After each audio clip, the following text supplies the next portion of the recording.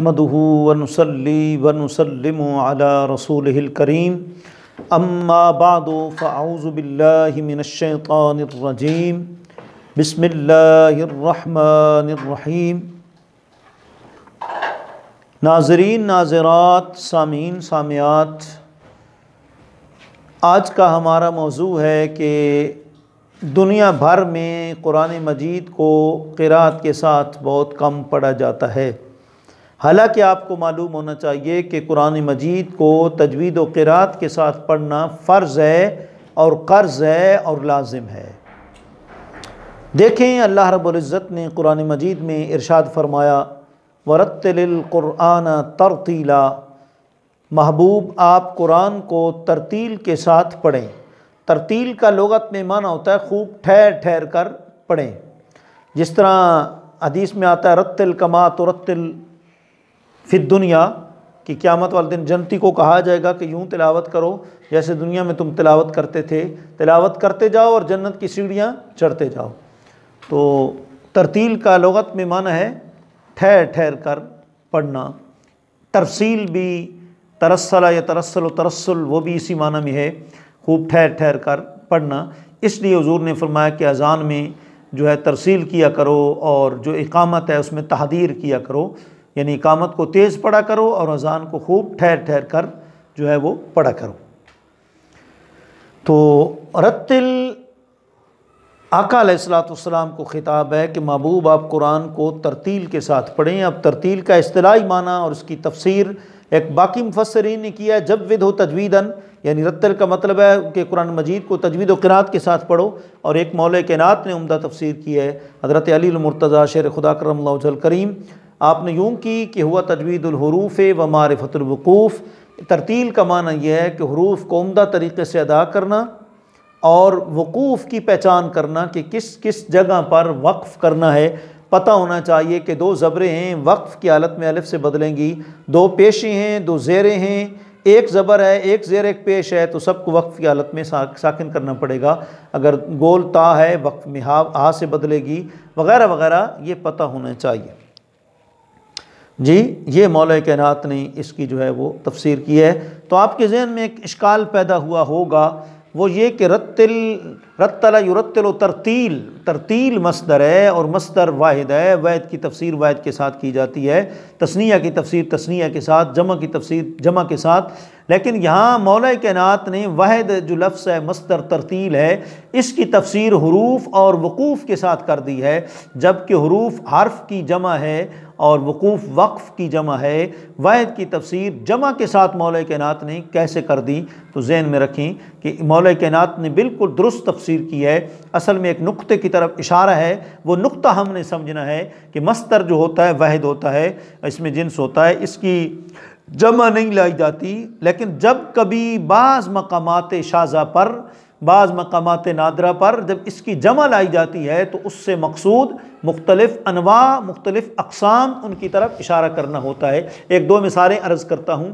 دیکھیں، کتاب البجو، بجو بے کی جمع ہے، با یبیو بیان، بے مصدر ہے، اور مصدر کی جمع یہاں بجو اس حکمت کے تحت لائی گئی کیونکہ بجو کی مختلف اقسام ہیں، مختلف جو ہیں وہ قسمیں، ان کی طرف اشارہ کرنے کے لیے تو بجو جمع لائی گئی۔ مثلاً بے باطل ہے، بے فاسد ہے، بے اقالہ ہے، بے محاقلہ ہے، بے مزامنہ ہے، جی مختلف، بے شرکت ہے، شرکت عنان ہے، مختلف بے کی اقسام ہیں، تو جمع لائے ان کی طرف اشارہ کرنے کے لیے، جیسا کہ صاحب ہدایہ نے کتاب الطہارات کہا ہے شروع میں، وضو کی فرائض وغیرہ شروع میں، حالانکہ طہارت مصدر ہے، مصدر کی جمع نہیں آتی، لیکن کتاب الطہارات جمع ذکر کی، جمع مؤنث، اس طرف اشارہ کرنے کے لیے کہ طہارت کی کئی اقسام ہیں۔ طہارت وضو کے ساتھ بھی ہو جاتی ہے، طہارت تیمم کے ساتھ بھی پانی کے نہ ہونے کی صورت میں ہوتی ہے، اور طہارت غسل کے فرض ہونے کی صورت میں جو ہے وہ غسل کی صورت میں بھی ہو جاتی ہے۔ طہارت کی مختلف انواع کی طرف اشارہ کرنا تھا، اس لیے کتاب الطہارات کہا۔ تو مولا کائنات بھی بلا تمثیل اسی طرح ہی حروف کا لفظ جمع لائے حرف کی جمع حروف اور احرف دونوں آتی ہیں، وقوف وقف کی جمع ہے۔ گویا مولا کائنات حروف سے حروف کی کئی اقسام کی طرف اشارہ کرنا چاہتے ہیں کہ جتنے بھی حروف ہوں، خواہ حروف مبانی ہوں، خواہ حروف معانی ہوں، خواہ حروف عطف ہوں، خواہ حروف جارہ ہوں، خواہ حروف مشبہ بالفعل ہوں، جی کوئی بھی حروف ہوں، سب کو یہ تجوید الحروف شامل ہے۔ اور وقوف وقف کی جمع ہے، اور وقف کی جو ہے کئی اقسام ہیں، وقف تام ہے، وقف حسن ہے، وقف کبھی ہے، وقف اختیاری ہے، وقف کافی ہے، جی وقف کبھی ہے، وقف اضطراری ہے۔ سب وقف کی اقسام کی طرف اشارہ کرنے کے لیے آپ نے وقوف کا لفظ بولا ہے، جس کا مطلب یہ ہے کہ جتنے بھی وقف کی اقسام ہیں، قاری قرآن کو سب کا علم ہونا چاہیے کہ کہاں میں نے وقف کرنا ہے اور کہاں نہیں کرنا۔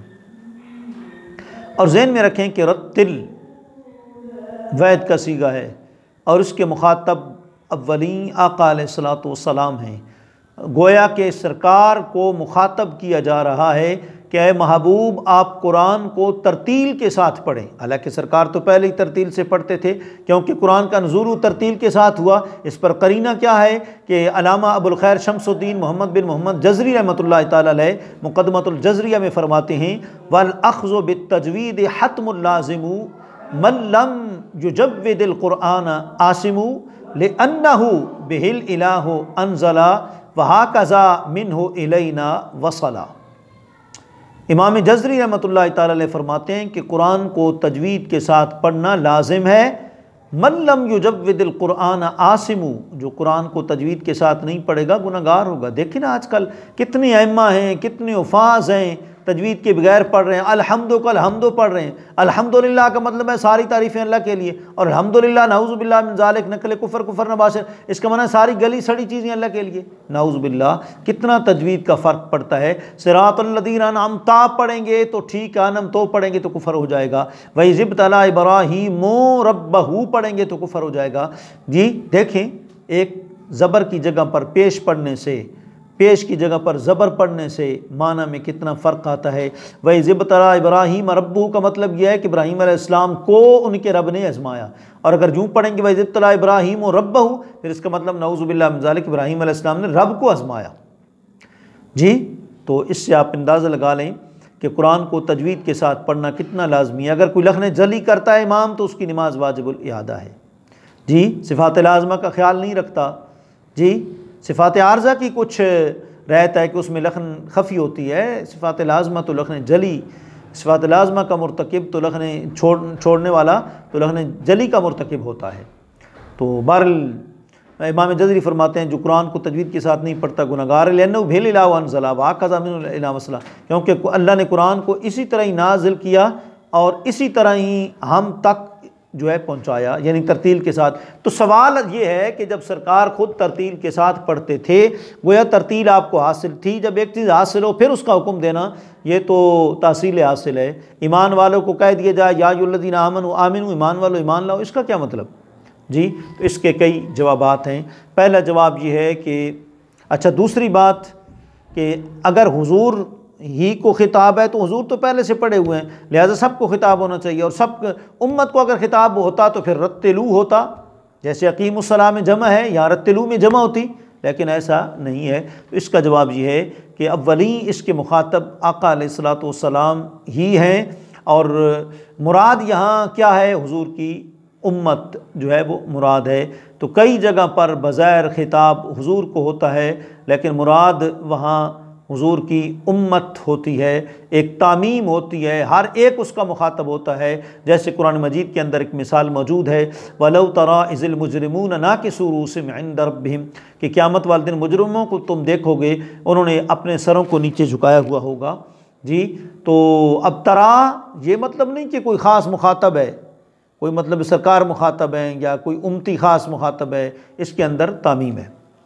نمبر دو، ایک چیز کبھی کبھار بندے کو حاصل ہوتی ہے لیکن پھر دوبارہ کہا جاتا ہے، اس کا مطلب یہ ہوتا ہے کہ آپ اس پر استقامت اختیار کریں یا اس میں اور اضافہ ہو جائے۔ جس طرح یا ایھا الذین آمنوا آمنوا، اے ایمان والو ایمان لاؤ، اس کا مطلب ایمان پر استقامت اختیار کرو یا ایمان کے اندر اضافہ کرو۔ وَإِذَا تُلِيَتْ عَلَيْهِمْ آيَاتُهُ زَادَتْهُمْ ایمانا، جب قرآن کی آیتیں خوبصورت تلاوت ہوتی ہیں قرات کے ساتھ تو پھر ایمان میں اضافہ ہوتا ہے۔